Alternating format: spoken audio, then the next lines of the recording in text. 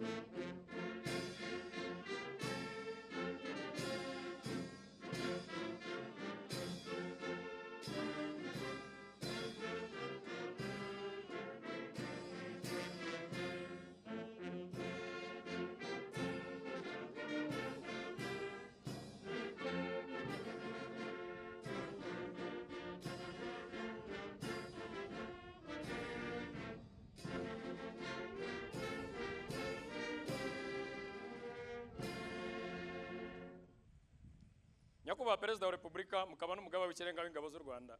Karasisi kari imbere yanyu kagizwe n'abagiye kuba ofisiye mu ngabo z'u Rwanda, amasibo abaherekeje, itsinda rya musika rya gisirikare n'itsinda ry'amabendera. Bari mu masibo 10, imirongo 12 ku 10 ifunguye. Twiteguye kugenzurwa namwe. Nitwa Major Frank Kagame, umuyobozi wa Karasisi, Nyakubahwa Perezida wa Repubulika.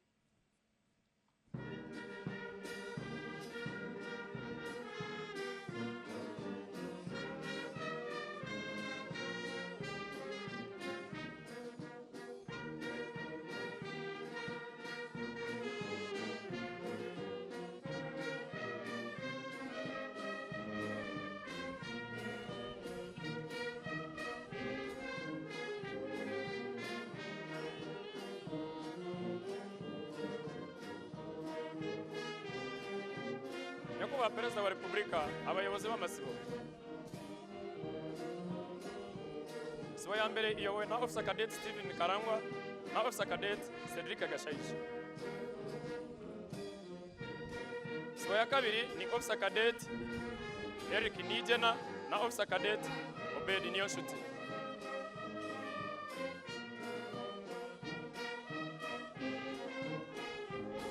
Itsinda ry'amabendera iyobowe na Captain Geoffrey Kagame.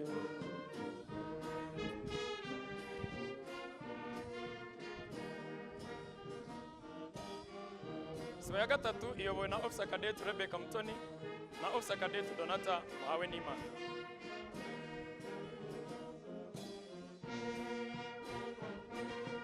Sibo ya kane ni Officer Cadet Yves Kainamura na Officer Cadet Anakreti Mubitoyimanzi. Uwungirije Karasisi Captain Innocent Ntaganda.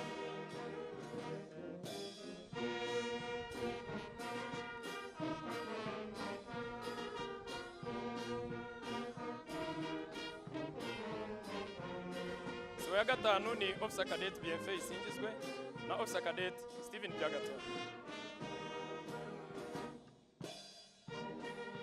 Sibo ya gatandatu ni Officer Cadet Eric Niyomurengezi na Officer Cadet Laura Imanishimwe.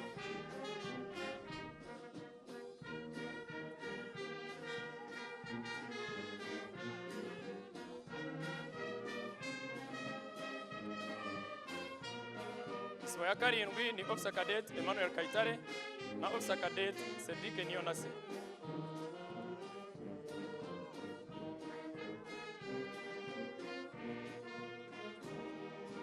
Sibo ya munani ni Officer Cadet Jean-Claude Manishimwe na Officer Cadet Albert Nejeye.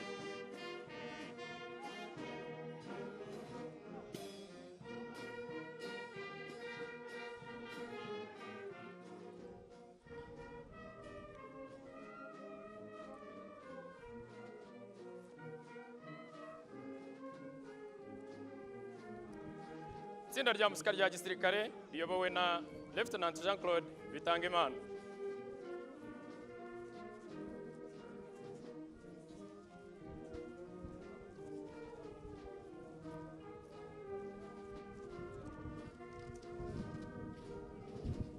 Nyakubahwa Perezida wa Repubulika, igenzura rirashoje.